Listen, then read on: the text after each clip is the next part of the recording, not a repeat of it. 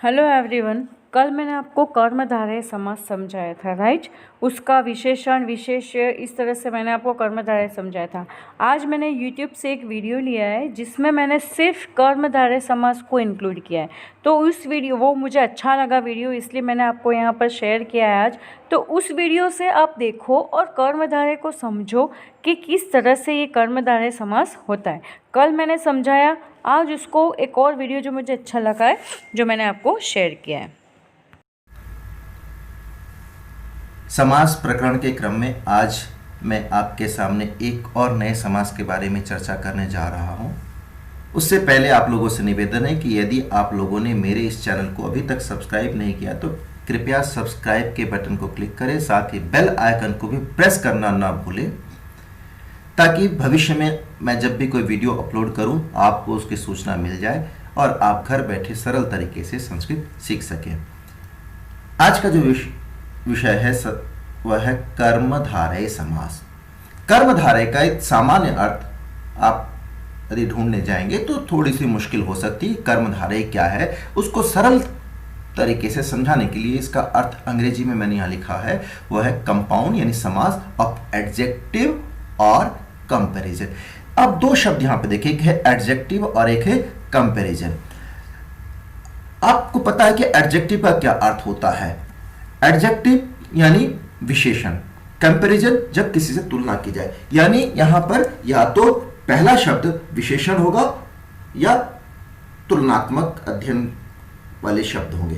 तो यहां पर जो नियम यह है वो नियम यह कहता है कि पूर्व पद विशेषण होना चाहिए या उपमान यानी जिससे तुलना की जाए वह होगा, और उत्तर पद यानी बाद का पद वह विशेष्य होगा या उपमेय होगा, यानी उपमेय जिसकी तुलना की जा रही है। संज्ञावाचक शब्द आपको मैंने पहले वीडियो जो समास के मैंने बनाए थे आपने देखा हो तो आपको मैंने बताया था कि समास में मुख्य रूप से कम दो शब्दों का होना अनिवार्य है। तो यह जिसे हम पूर्व पद कहते हैं, प्रथम शब्द को पूर्व पद और बाद के शब्द को उत्तर पद। तो पहला पद विशेषण होगा या उपमान होगा और उत्तर पद जो है वह विशेष्य होगा या उपमेय होगा। ये यदि कॉम्बिनेशन आपको मिल जाता है तो समझ लीजिए वो कर्मधारय समास है। सिंपल सा ट्रिक आपको बता रहा हूं। उसके बाद देखिए, विशेषण और विशेष्य की स्थिति में यदि प्रथम पद विशेषण हो और विशेष्य हो, उत्तर पद विशेष्य हो, यानी दोनों का मेल, जो दोनों शब्द है आपका समस्त पद वो उसमें विशेषण और विशेष्य हो, यदि ये दोनों शब्दों में से का मेल हो रहा हो, तब जब आप इसको विग्रह करेंगे तो विग्रह करते समय दोनों शब्दों के मध्य में आपको ज का प्रयोग करना होता है या असौ या तत् का प्रयोग करके आप विग्रह कर सकते हैं विकल्प के अनुसार। तीसरा नियम है, यदि उपमान या उपमेयवाचक शब्द हो, एक उपमान हो दूसरा शब्द उपमेय हो, तो उस स्थिति में जब आपको विग्रह करना हो तो इव या एव का प्रयोग किया जाएगा। किस तरह से अब हम प्रयोग करेंगे, किस तरह से समस्त पद बनेगा, उसका विग्रह क्या होगा, आप अंत तक देखें। अंत में मैंने कुछ अभ्यास कार्य भी दिए हैं आप लोगों के लिए, ताकि आप अभ्यास कार्य को कर लें। करने के बाद आपको उत्तर भी इसी वीडियो में बिल्कुल आखिर में मिल जाएगा, आप वहां से मिलान कर लें आपकी क्या गलती हुई है। आप दोबारा से वीडियो को देखेंगे आपको आपकी गलती समझ में आ जाएगी। तो इस वीडियो को आप अंत तक देखें ताकि आपको जो अभ्यास मैंने दिया है उस अभ्यास कार्य को भी आप कर सके और कर्मधारय समास के बारे में यदि कोई शंकाएं हैं, कहीं पर आपको परेशानी आ रही है तो आपकी परेशानी दूर हो सके। ये नियम आपने याद कर लिया, समझ लिया। अब हम चलते हैं आगे।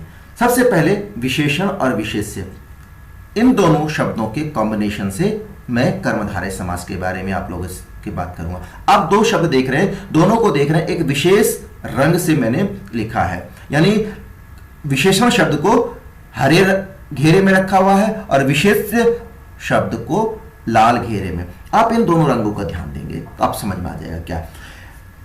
मेरे पास एक शब्द आता है, वह है सुंदर पुस्तकम।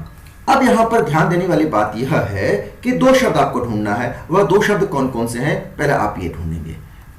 यहां पर दो शब्द यदि आप देखें ध्यान से तो एक है सुंदर और दूसरा शब्द है पुस्तक। अब आप ये देखें, जो हरे घेरे में है वह तो विशेषण का प्रतीक है, और जो लाल घेरे में है पुस्तक शब्द वह विशेष्य का प्रतीक है। यहां पर आप एक चीज ध्यान दें कि विशेषण और विशेष्य में जो विशेषता होती है, खास बात जो नियम है वो ये है कि दोनों का विशेषण और विशेष्य का लिंग वचन विभक्ति एक जैसा ही होगा। दोनों का लिंग वचन विभक्ति एक समान होगा, दोनों में अंतर नहीं होगा। अब यहां पर आपको देखना है कि वह सुंदरम पुस्तकम, अब पुस्तकम तो आपको समझ में आ रहा है कि विशेषण है, लेकिन सुंदर आपको दिख नहीं रहा कि विशेषण जो है ये कौन सा लिंग है। पुस्तकम तो आपको समझ में आ गया कि नपुंसक लिंग है। जब आप विग्रह करेंगे तब आपको प्रयोग करना है लिंग के अनुसार। तो जब विग्रह करते समय आप ध्यान दें कि जो विशेष यानी संज्ञावाचक शब्द है वह कौन से लिंग का है, उसकी विभक्ति कौन सी है, कौन सा वचन है, इस चीज का ध्यान रखना है।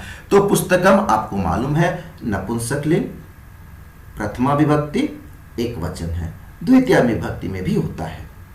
तो जब आप विग्रह करेंगे तो सुंदर शब्द में भी नपुंसक लिंग प्रथमा विभक्ति एक वचन का प्रयोग करेंगे, तो यह बनेगा सुंदरम पुस्तकम। सामान्य सा आप विग्रह आप कर रहे हैं, अभी च या असौ तत् का प्रयोग हम नहीं कर रहे, उसका भी आप करना चाहे तो कर सकते हैं, नहीं तो सुंदरम पुस्तकम आपने ये सामान्य प्रयोग कर दिया, विग्रह कर दिया, जिसका अर्थ हुआ सुंदर पुस्तक।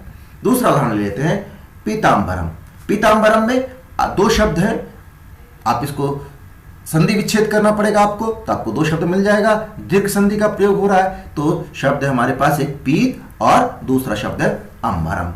संधि विच्छेद करेंगे, दीर्घ संधि, तो पीत जमा अंबरम पीतांबरम। अब यहां पर पीत जो है विशेषण का प्रतीक है और अंबरम विशेष्य का प्रतीक है। अब आपको देखना है कि इसमें लिंग कौन सा है, क्योंकि अब आपको विग्रह करना है। तो अंबरम जो विशेष्य शब्द है यानी जो संज्ञावाचक शब्द है, आप उसको पहचाने।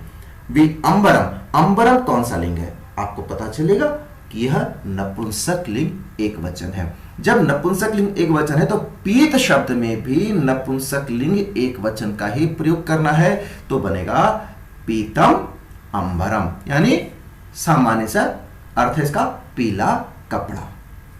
और कुछ नहीं, सिंपल सा आपको प्रयोग बता रहा हूं जिससे आप कर्मधारय समास को सीख सकते हैं, परीक्षा में आप अच्छे नंबर ला सकते हैं। दूसरा शब्द है महाराजः। आप ध्यान दें, इसमें भी दो शब्द है। पहला शब्द है महा, दूसरा शब्द है राजः। महा विशेषण है, राजा विशेष्य है। अब आप यहां पर दें कि इसमें कौन सा लिंग वचन है, तो सबसे पहले आपको करना क्या है, विशेष शब्द पर ध्यान देना है। राजः, राजा, ये कौन सा लिंग है, पुल्लिंग है, प्रथमा विभक्ति एक वचन। आपने पहचानना है विशेष्य को कि इसमें कौन सा लिंग है, कौन सा वचन है, कौन सी विभक्ति है। तो यह पता चला कि इसमें प्रथमा विभक्ति एक वचन है और पुल्लिंग शब्द है। तो महा जो शब्द है विशेषण, इसमें भी आपको प्रथमा विभक्ति एक वचन पुल्लिंग का ही रूप चलाना है, और यह बनेगा महान च असौ राजा। यहां पर आप देख रहे होंगे कि च और असौ विग्रह करेंगे तो या तो आप च का प्रयोग कर दें, नहीं तो साथ में असौ या तत् में से कोई एक का प्रयोग आप कर सकते हैं। असौ अदस के रूप है, प्रथमा विभक्ति एक वचन। चूंकि राजा यह प्रथमा विभक्ति एक वचन पुल्लिंग है, तो असौ भी प्रथमा विभक्ति एक वचन पुल्लिंग का होगा, और महान भी आपका वही लिंग वही वचन होगा क्योंकि वो विशेषण है। इसका अर्थ हुआ महाराजा या बड़ा राजा।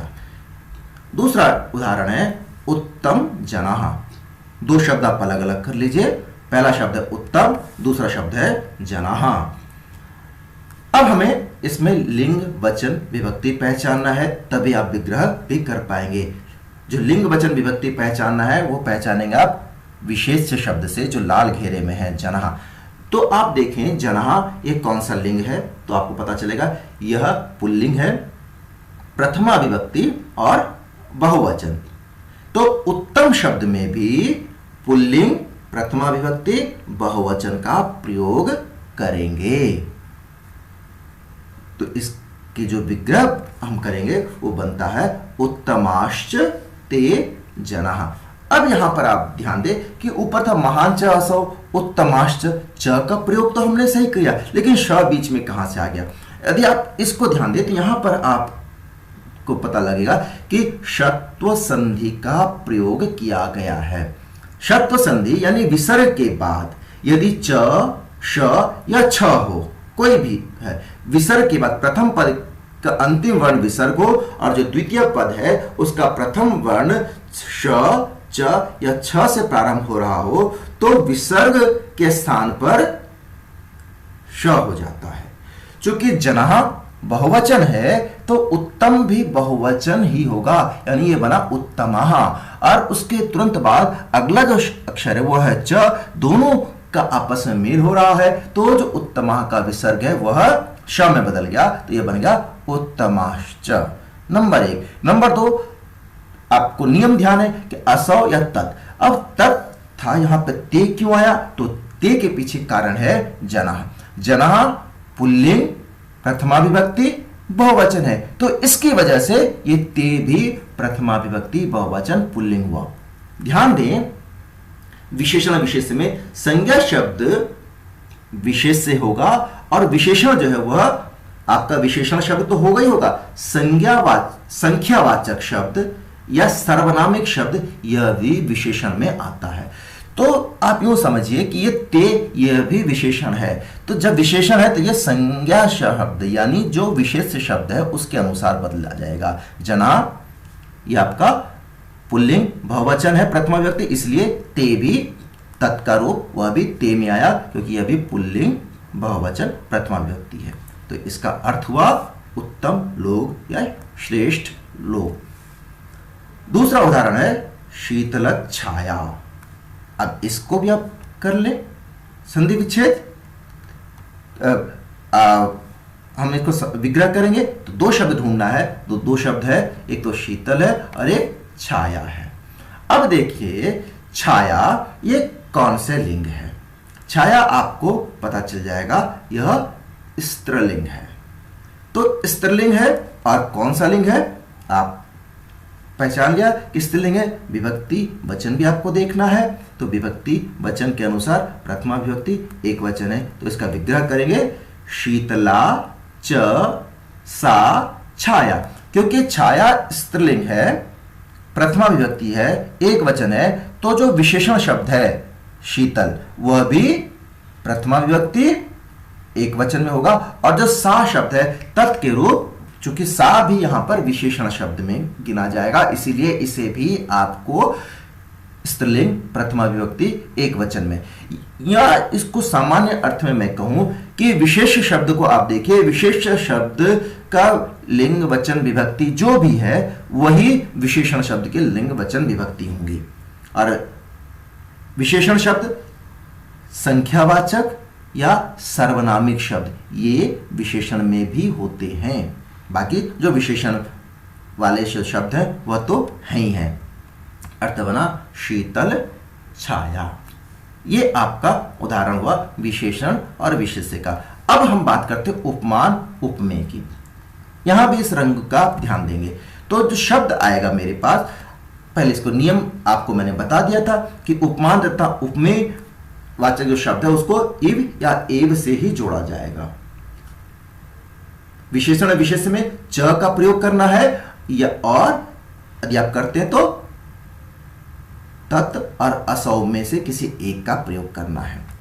यह विकल्प से प्रयोग होता है, लेकिन उपमान और उपमेय वाचक विशेषण में कर्मधारय समास में आपको इव या एव का ही प्रयोग होगा, वहां पे च या असौ तत् का प्रयोग नहीं होगा। देखिए कैसे, मुख कमलम। आप यहां पर ध्यान दें, दो शब्द कौन कौन से?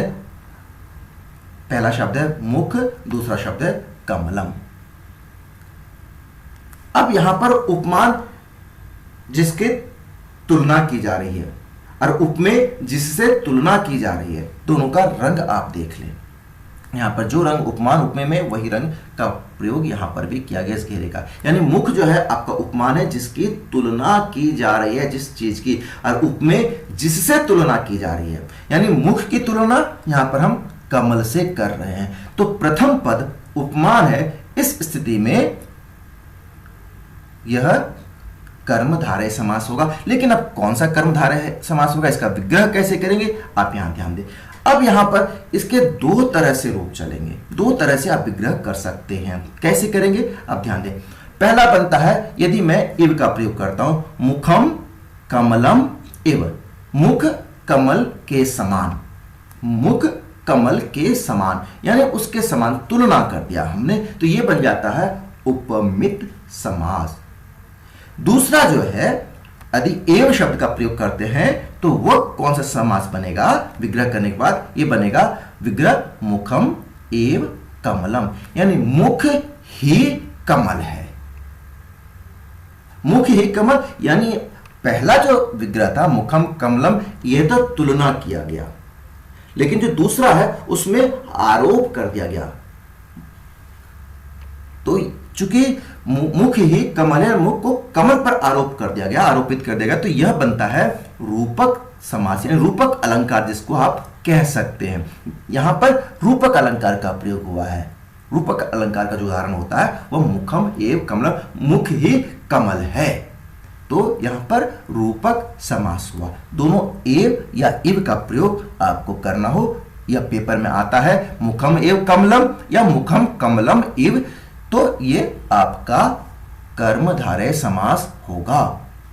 अब दोनों का लिंग वचन, जो संज्ञा और सर्वनाम, या माफ करें जो उपमान और उपमेय शब्द है, यह आप देखें तो ये आपका दोनों का लिंग वचन विभक्ति एक जैसी होंगी। यदि इव लगा दिया तो उपमेय समास, और एव का प्रयोग कर देते हैं बीच में तो वह रूपक समास हो जाएगा।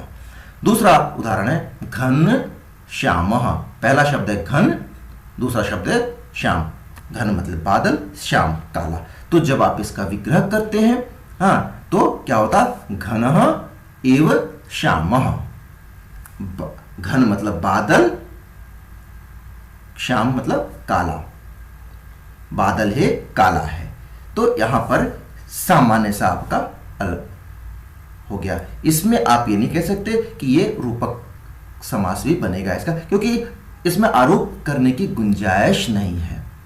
दूसरा शब्द है पुरुष व्याघ्र। अब यहां पर दो शब्द है, पुरुष है और व्याघ्र है। पुरुष उपमा है और व्याघ्र उपमेय है। अब इसको देखें, यहां पर भी दो समास इसके बनेंगे, दो विग्रह बन जाएंगे।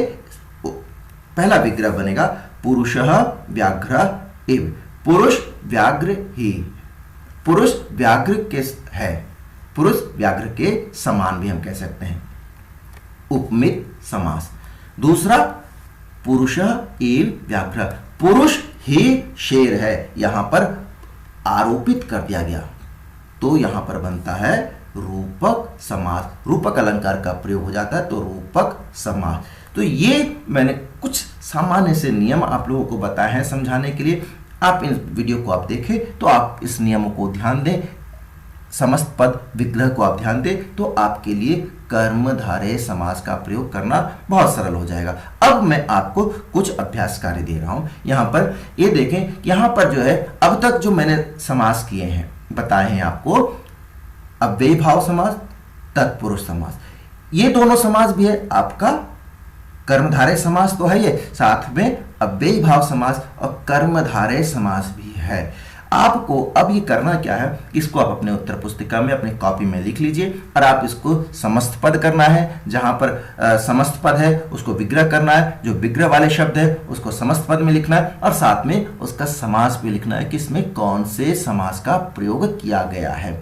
इस चीज को आप ध्यान से करें, समझ के। जब आप इसको कर लें उसके बाद आप यहां पर नोट करने के लिए आप वीडियो को पॉज कर दें, इसको अपनी कॉपी में लिख लें। लिखने के बाद जब आप इसका उत्तर लिख लें तब फिर से वीडियो को स्टार्ट करें, रिज्यूम करें, और आपको उत्तर अगला सेगमेंट में उत्तर दिखेगा, आप वहां से उत्तर मिलान कर ले। तो अब मैं आपको उत्तर दिखाने जा रहा हूं कि इसका उत्तर क्या है। ये आप देखें, यह क्रम से मैंने उत्तर यहां पर लिखे हैं कि कौन कौन से समास इसमें है। जो जो समास मैं अब तक चर्चा कर चुका हूं उन समासों का अभ्यास कार्य दिया है, ताकि आपका जो पिछला जो अभ्यास था, जो आपने वीडियो देखा, जो आपने सीखा, उसका भी अभ्यास होता चला जाए। आप इस अभ्यास को देख लें और इस अभ्यास के साथ अपने उत्तर को मिला लें। और फिर भी यदि आपको कोई समस्या हो, कोई समाधान चाहिए, तो आप निसंकोच आप अंत में कमेंट बॉक्स में अपने कमेंट लिख सकते हैं। मैं यथासंभव प्रयास करूंगा कि आपके जो कमेंट हैं, जो आपके प्रश्न हैं, उसका उत्तर दे सकूं, क्योंकि मेरे पास भी समय का अभाव है, थोड़े समय में मुझे काम करना होता है। यदि किसी का कोई जवाब नहीं दे पाता हूं तो कृपया उसे अन्यथा ना लें, क्योंकि मेरे भी अपने समय की कुछ पाबंदियां हैं। उन जो थोड़ा समय मिलता है उस थोड़े समय में मुझे ये सारा कार्य करना होता है। इसीलिए प्रयास करूंगा, मेरा प्रयास रहेगा कि आपके जो समस्याएं हैं उस समस्याओं का मैं समाधान कर सकूं। तो आपने इस वीडियो को देखा, आपका बहुत बहुत धन्यवाद। अगले वीडियो पे मैं किसी और समास के बारे में चर्चा करूंगा। तब तक के लिए धन्यवाद।